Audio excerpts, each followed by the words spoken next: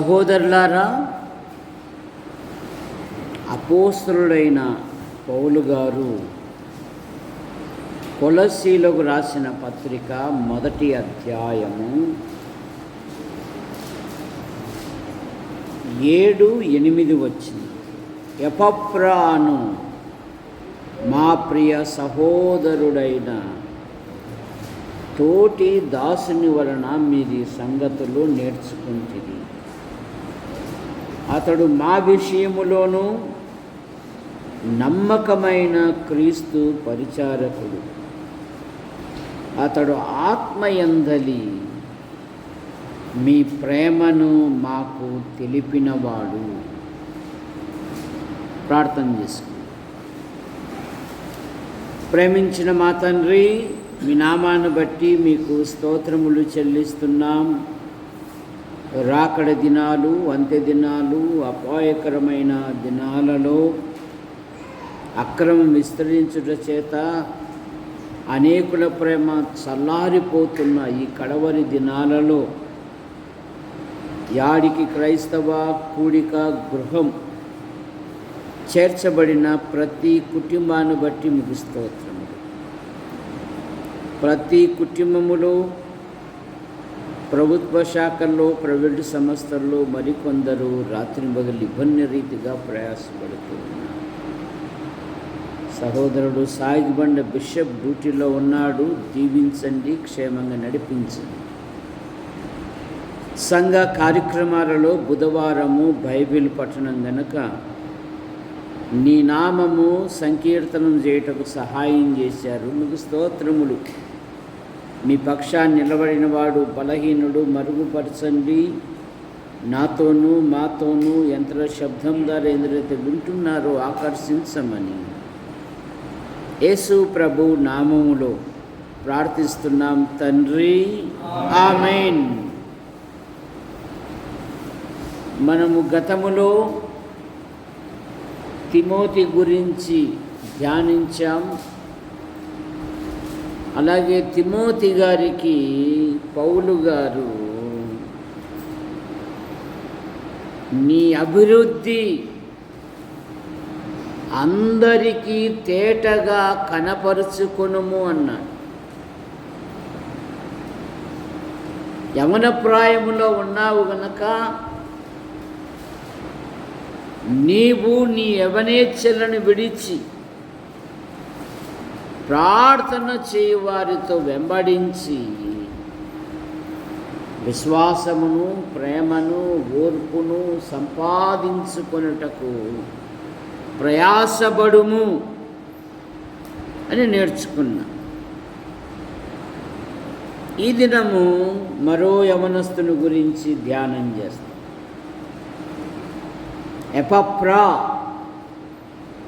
ఎపఫ్రా అనగా ఆకర్షించువాడు అని అర్థం. రక్షింపబడిన తరువాత విశ్వాసి ఇతరులను దేవుని యొద్దకు ఆకర్షించాలి, ప్రభు యొద్దకు మళ్ళించాలి, ప్రభు దగ్గరికి నడిపించాలి. యోహాను సువార్త 1వ అధ్యాయములో పేతురు వారు మొదట యోహాను శిష్యులు. యోహాను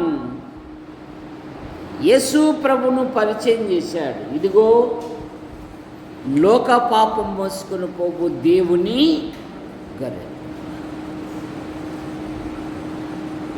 ఆంద్రేయ, పేతురు యేసును వెంబడించారు. వెంబడించడమే కాదు, తన స్నేహితులకు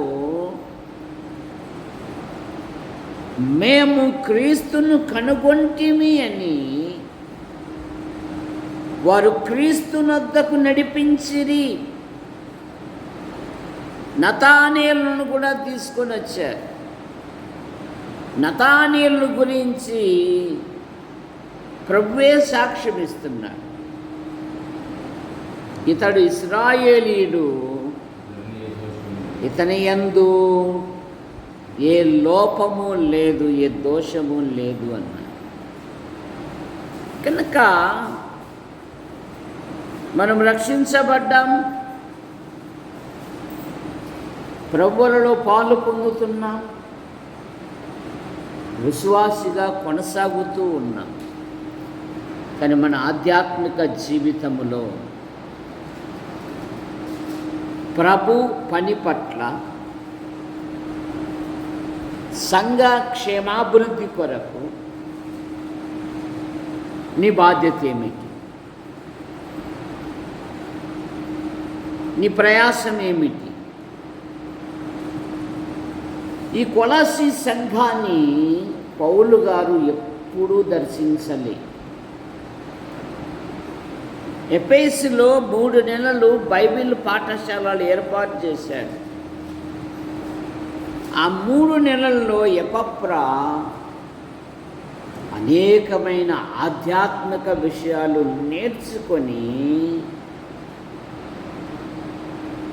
తన ఇంటిలోనే సంఘము ప్రారంభించాడు. అంటున్నాడు చూడండి 7వ వచనములో, ఎపఫ్రాను మా ప్రియుడైన తోటి దాసుని వలన మీరు ఈ సంగతులు నేర్చుకుంటిరి. సరే, ఎజ్రాని గురించి ఏం చదువుతాము 7:10లో?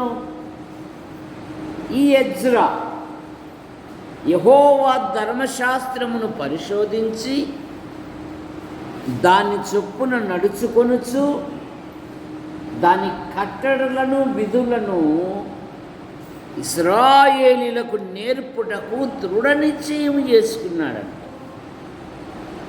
ఈ ఎజ్రా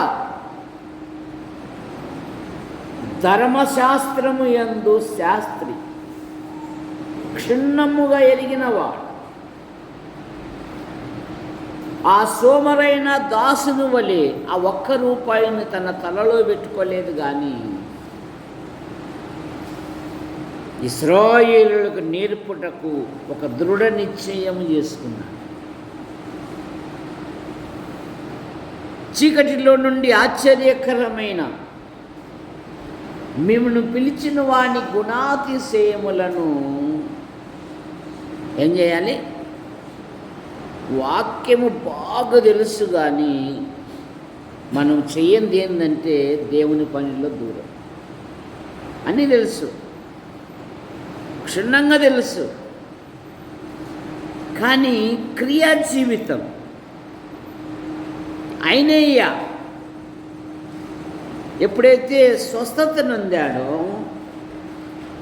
అతన్ని బట్టి 2 పట్టణ ప్రజలు దేవుని తట్టు తిరిగిరి. ఒక వ్యక్తిని బట్టి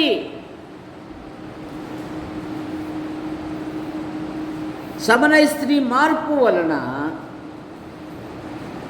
ఆ ఊరిలోని సమరయులు ఆమె మాట వలన ఆయన యందు విశ్వాసం ఉంచిరనే మాట మనం చూస్తాం. కనుక ఎపఫ్రా అనగా ఆకర్షించువాడు అని అర్థం. ఎపఫ్రా యేసుక్రీస్తు దాసుడు. ఎవరంట? యేసుక్రీస్తు దాసుడు. ఒకప్పుడు మనము యేసుక్రీస్తును అంగీకరించక మునుపు పాపము చేయు ప్రతివాడు పాపమునకు దాసుడు. ఆచారములకు, లోక పద్ధతులకు దాసులమై ఉంటిమి. ధర్మశాస్త్ర సంబంధమైన వాటి విషయాలు. కానీ మన ప్రభు అయిన యేసుక్రీస్తువ సర్వ మానవాళిని ప్రేమించి సర్వ ప్రజల పాప నివారణ కొరకై ఆయన శిలువలో బలియాగమై మనల్ని ఏం చేశాడంటే దాసత్వము నుండి విమోచించి దేవుని దాసులుగా చేశాడు. అపోస్తుల కార్యాలు రోమాపత్రిక 6వ అధ్యాయం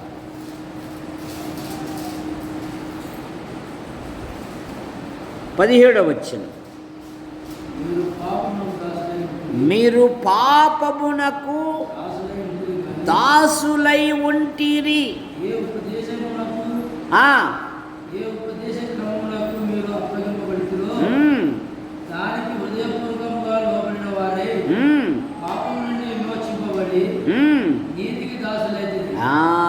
నీతికి దాసులైతిరి, పాపము నుండి విమోచించబడి.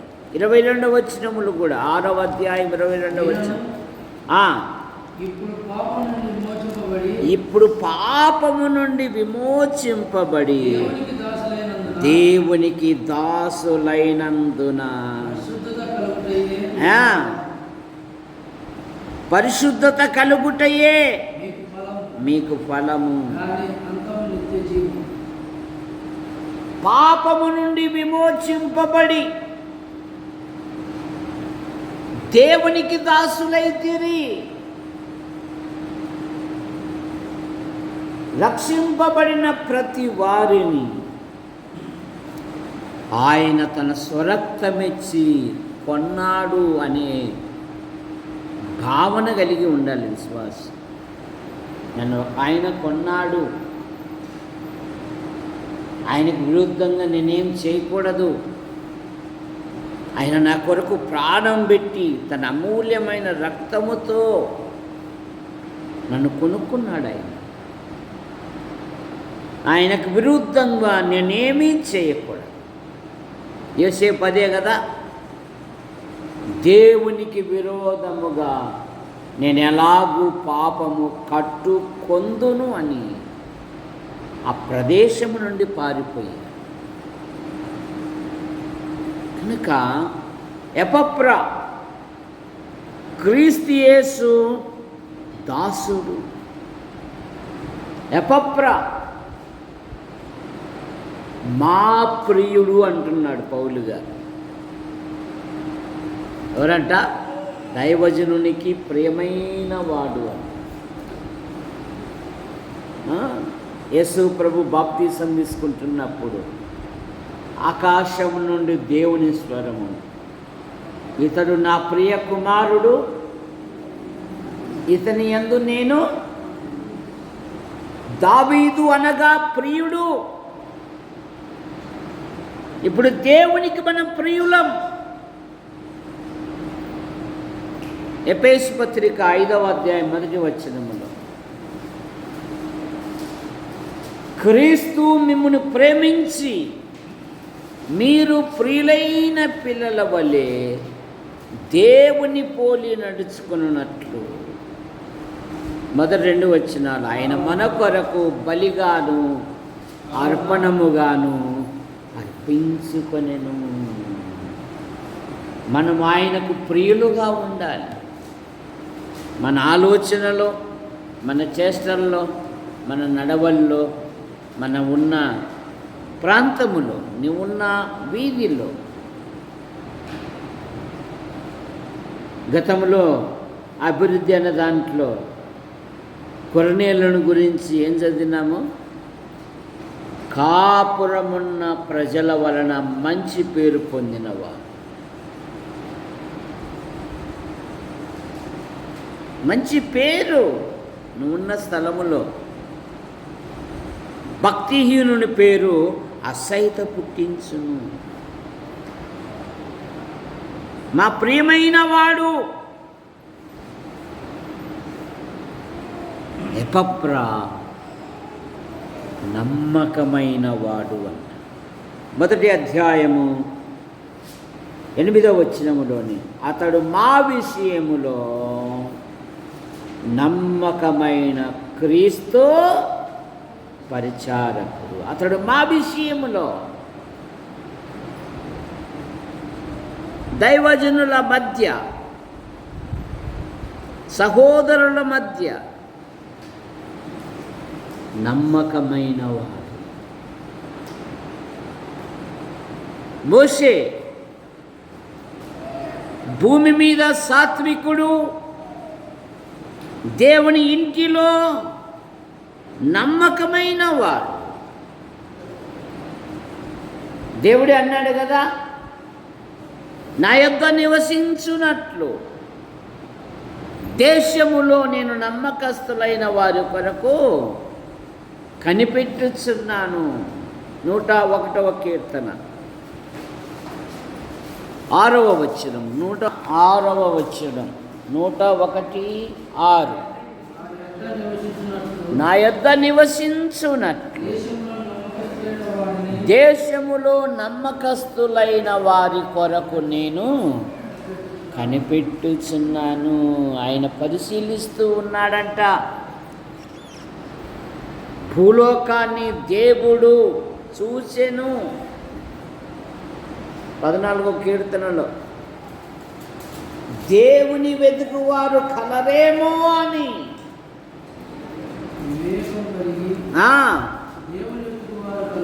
కలరేమో అని నరులను తొంగి చూసేవాడై. నన్ను వెతికే మనసుందా? నన్ను స్తుతించే మనసుందా? ప్రార్థించే మనసుందా? మీకా గ్రంథములో కూడా అదే కదా, మలాకి గ్రంథములో యెహోవాయందు భయభక్తులు గల పిల్లలు ఒకరితో ఒకరు మాటలాడుకొనుచుండగా యెహోవా చెవియొగ్గి ఆలకించాడు. సరే, జాగ్రత్త. యేసు ప్రభు ఈ లోకంలో ఉన్నప్పుడే అన్నాడు కదా, ఎక్కడ 2-3 కూడి నా నామమున ఏకీభవించెదరో వారి మధ్య నేనుంటాను. ఎపఫ్రా నమ్మకమైన వాడు. మోషే దేవుని ఇంటిలో నమ్మకమైన వాడు. దానియేలు నమ్మకస్తుడై ఏ నేరమైనను చేయువాడు కాడు అంట. దానియేలు గ్రంథం 6వ అధ్యాయం 4వ వచనం.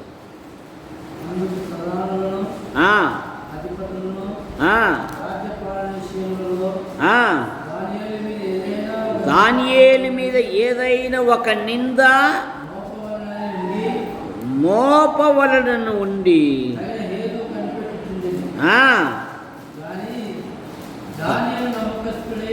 ఏ నేరమైనను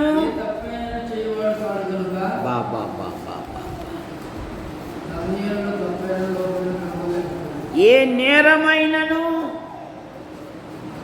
ఏ తప్పైనను మన జీవితాలన్నీ తప్పుల నడికి. చూశారు? తప్పుడు విధానం, తప్పుడు ఆలోచనలు, తప్పుడు మార్గములో దానియేలు నమ్మకస్తుడై ఏ నేరమైనను ఏ తప్పైనను చెయ్యువాడు కాడు. ఎపఫ్రా మాకు నమ్మకమైన వాడు. దేవుని యొద్ద నివసించాలి అంటే నమ్మకత్వం ఉండాలి. నమ్మకమైన వానికి మెండుగా దీవెనలు అనుగ్రహించబడతాయంట.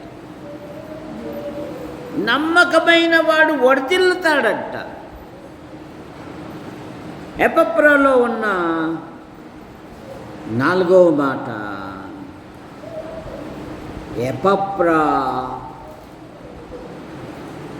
నేర్చినవాడు, నేర్చుకున్నవాడు, నేర్పువాడు.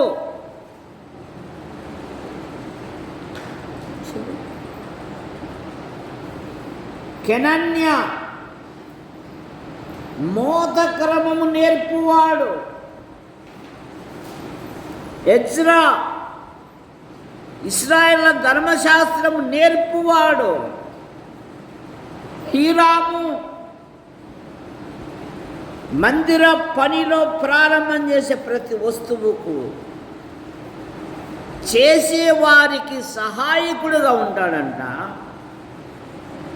నేర్పరి అయిన వాడు అంట, తగిన సామర్థ్యము కలిగిన వాడు అంట హీరాము.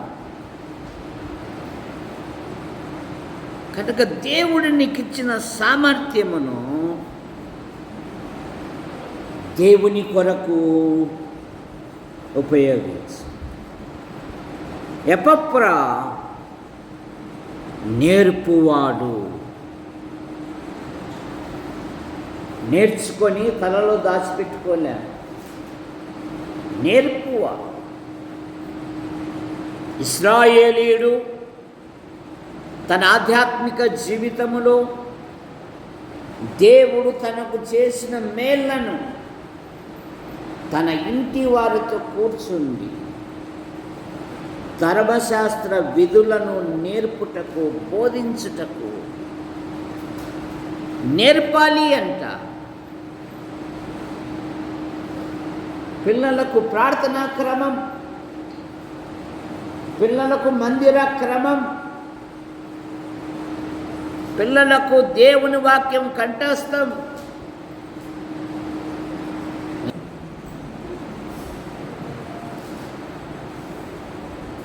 మంచి బహుమతి, ఎండాకాలానికి ఉపయోగపడే ఒక మంచి బహుమతి తెస్తాం. చెప్పం కానీ వాల్యుబుల్ ఉంటాయి. మొదటి బహుమతి, రెండో బహుమతి, మూడో బహుమతి. అవసరమైతే భార్య మరియమ్మ కూడా చెప్పగలరు. అదెట్లయితే అది నేను చెప్పేది కీర్తన ఎవరు నేర్చుకున్నారో వాళ్ళ, అదే తప్పది. కనుక నేర్పాలి మన పిల్లలకు. ఎందుకంటే మన ఇల్లే ఉత్తమమైన పాఠశాల. గుర్తుపెట్టుకో, నీ ఇల్లే, నీ ఇంటిలోనే. సామెతల గ్రంథం 31వ అధ్యాయములో జ్ఞానవంతురాలైన స్త్రీని గురించి ఏం చదువుతాము? ఆమె ఉపదేశము చేయును అనే మాట మనం చూస్తాం. తన పిల్లలకి ఏం చేస్తుందంట? ఆమె ఉపదేశం చేస్తుందంట.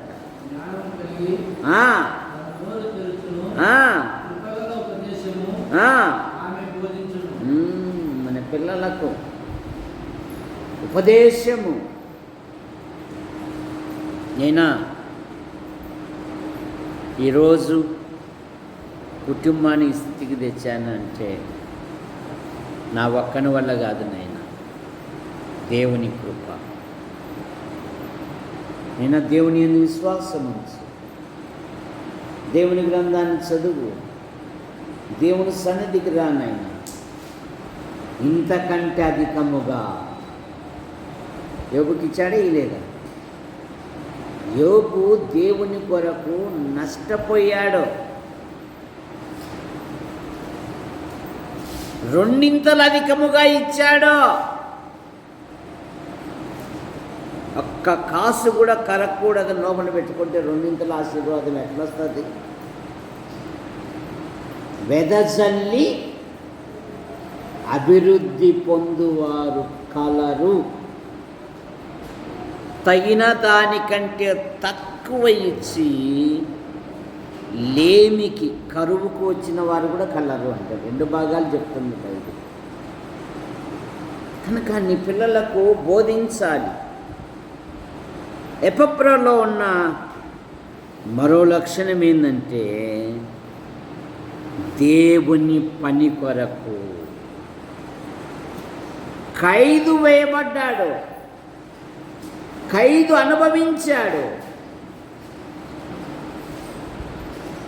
చెరసాల అనుభవించాడు. పౌలు శీల వారు చెరసాల్లోనే అనేకమైన ఆత్మీయమైన పాఠాలు నేర్చుకొని దేవుడు ఉన్నాడు అని ఒక గొప్ప సాక్ష్యం నిరూపించారు. వారు పాటలు పాడుతూ ప్రార్థించగానే వారున్న స్థలము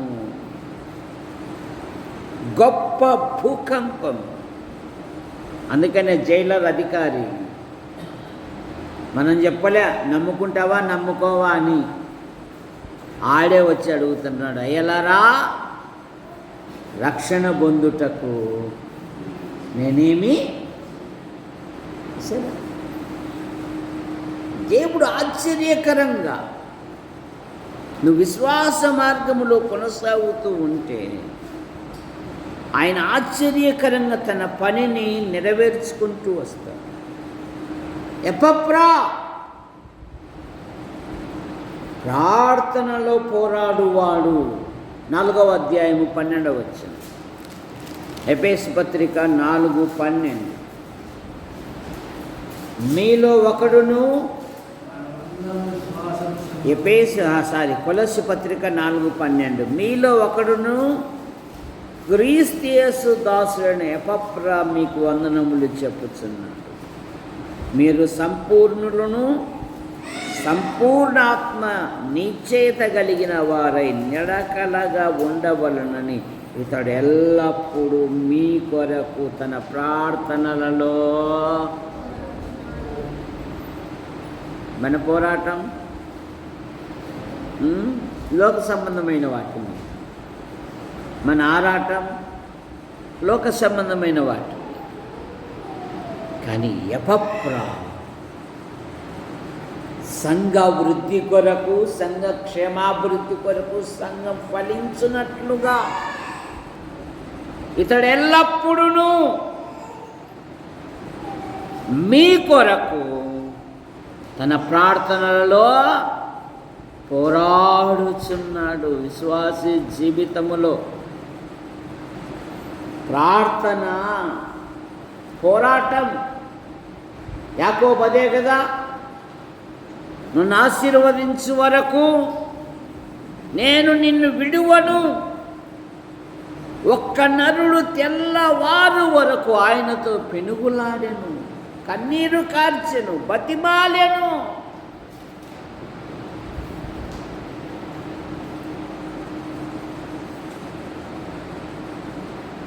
ఈనాటి విశ్వాసులకు ఈ అనుభవం లేదు.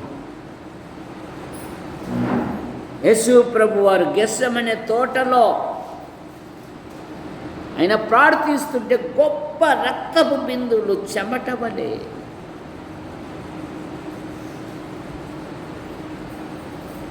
మాటల్లోకి దిగిపోయింది నేటి క్రైస్తవ్యము. పోరాడడం లేదు, ప్రార్థించుట లేదు. ప్రార్థనలో పోరాడే స్వభావం అంతకంటే లేదు. మరి ఎలాగూ పనులు సఫలమవుతాయి? ఇతడెల్లప్పుడూ మీ కొరకు తన ప్రార్థనలలో పోరాడుచున్నాడు. ప్రార్థనలో పోరాడువాడై ఉండాలి అంట నీ ఆధ్యాత్మిక జీవితమును.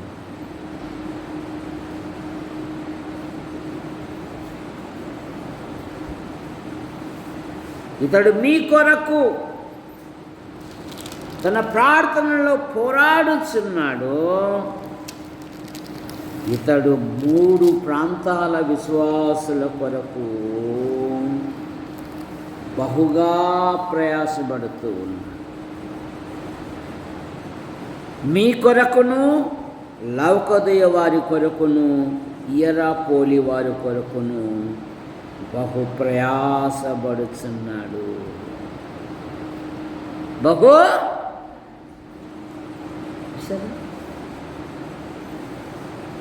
ఒంటిలో ప్రాణం ఉన్నంగానే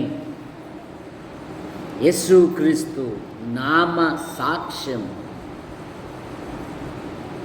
ఆయా స్థలాలలో నిలబెట్టాలంటే సంఘమంతా కలిసి ప్రయాసపడాలి. ఎక్కడ కూడికలు పెడితే అక్కడికి వెళ్ళాలి. అది గృహ కూడికైనా, వీధి కూడికైనా, సువార్త అయినా మనం అప్పుడే తీర్పు తీర్చే స్థానానికి వెళ్ళిపోయాం. కానీ ఆనాటి విశ్వాసులు అలా లేరు. చెదరని విశ్వాసులు వారు ప్రకటించుతూ వెళ్ళారు. గొప్ప హింస కలిగింది. తినడానికి కూడా తిండి లేదు వాళ్ళకు. యాత్రికులుగా ఉన్నారు. కానీ వారిలో ఉన్న రక్షణ ఆనందము ప్రకటించటం మానలేదు. అపోస్తుల కార్యాలు 11వ అధ్యాయం.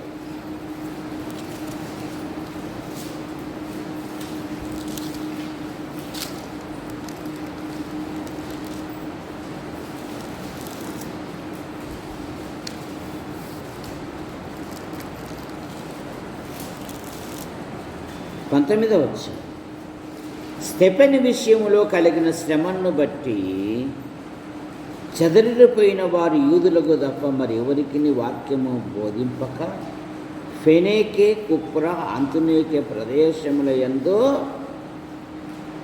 సంచరించిరి.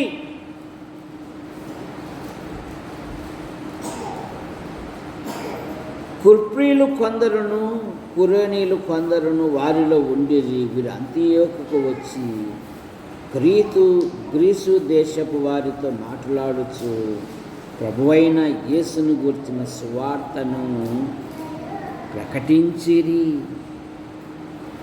ప్రభు హస్తము వారికి తోడై ఉండెను గనుక నమ్మిన వారు అనేకులు ప్రభు తట్టు తిరిగిరి. ప్రసంగి గ్రంథం ఏం చెప్తుంది? నీ ఆహారము చాలా దినముల తర్వాత చూడు అన్న, నీళ్ళలోకి వేయండి.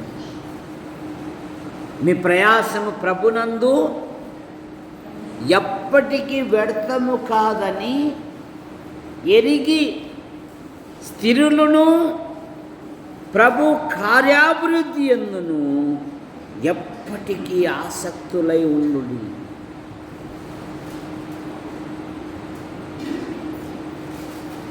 ప్రాణం ఎప్పుడు పోతుందో చెప్పలేము.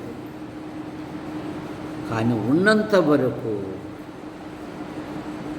దేవుని రాజ్య విస్తీరణ కొరకు నీకు ఇచ్చిన సమయాన్ని, నీకు ఇచ్చిన ధనాన్ని, నీకు ఇచ్చిన కుటుంబము ద్వారా దేవుని రాజ్య విస్తీరణ కొరకు ప్రయాసపడితే దేవుడు బహుగా దీవిస్తాడు. అట్టి వారిని లేవనెత్తినట్లుగా మనం ప్రార్థన చేస్తాం. ప్రార్థన. ప్రేమించిన మా తండ్రి, మీ నామాను బట్టి మీకు స్తోత్రములు చెల్లిస్తున్నా. సహోదరి కుమారి బలహీనతతో ఉంది, మీరు ముక్తి స్వస్థపరచండి. కృపమ్మ తీసుకుంటున్న ప్రతి మందును, పదార్థమును దీవించి పూర్ణారుసదాయిచ్చి యేసు ప్రభువా మీకు స్తోత్రములు చెల్లిస్తున్నాము. పాల్ పరీక్షలు రాశాడు, మరి మంచి ఫలితాలతో పాస్ అవునట్లుగా. ఇంటర్మీడియట్ పిల్లలు పరీక్షలు రాస్తున్నారు, నేను నమ్మిన పిల్లలు ఉన్నారు. ప్రతి సబ్జెక్ట్లో మంచి ఫలితాలతో పాస్ అవునట్లుగా మీ కృపను దాయించి 10th క్లాస్ విద్యార్థులు సిద్ధపడుతున్నారు పరీక్షల కొరకు. అందులో నరసింహ కుమారుడు, మేడం యొక్క అన్న కుమార్తె, ఇంకా అనేకమైన పిల్లలు ఉన్నారు. నేను నమ్మిన పిల్లలు మంచి ఫలితాలతో పాస్ అవునట్లుగా మీకు కొనసాగించి. నైనా ఎండలు అధికముగా ఉన్నవి. రాత్రి వేళ కలుగు వెన్నెల దెబ్బ అయినను పగలు ఎండ దెబ్బ నీకు తగలదు అన్నారు. కొందరు ఉద్యోగాలు వెళ్తున్నారు. వారు అనుదిన ప్రయాణములు, అధికారుల అనధికారుల మధ్య వారి డ్యూటీలలో నైనా మీ కృపాక్షేమాల నుంచి కాపాడు. వారి వృత్తులలో ఉన్నతమైన పదవులు దయచేయి. మా మండలములో ఉంటున్న ఆసుపత్రి, MRO, MDO, panchayat, police station, మా మండల నాయకులను అధికారులను మీరు ఆశీర్వదించండి, చక్కగా పాలించినట్లుగా మీ కృపను మా తాడపతి నియోజకవర్గం నాయకులను, అధికారులను, ప్రజలను దీవించండి. మా తెలుగు రాష్ట్రాల ముఖ్యమంత్రులను, గవర్నర్లను మీరు దీవించండి. మా భారతదేశం కొరకే మేము ప్రార్థిస్తున్నాం. మా దేశ ప్రధాని గారిని ఆశీర్వదించండి, రాష్ట్రపతి గారిని దీవించండి, దేశ సరిహద్దులున్న సైనిక పటాలను దీవించండి, యూట్యూబ్ ద్వారా వీక్షిస్తున్న ప్రతి వారిని దీవించండి.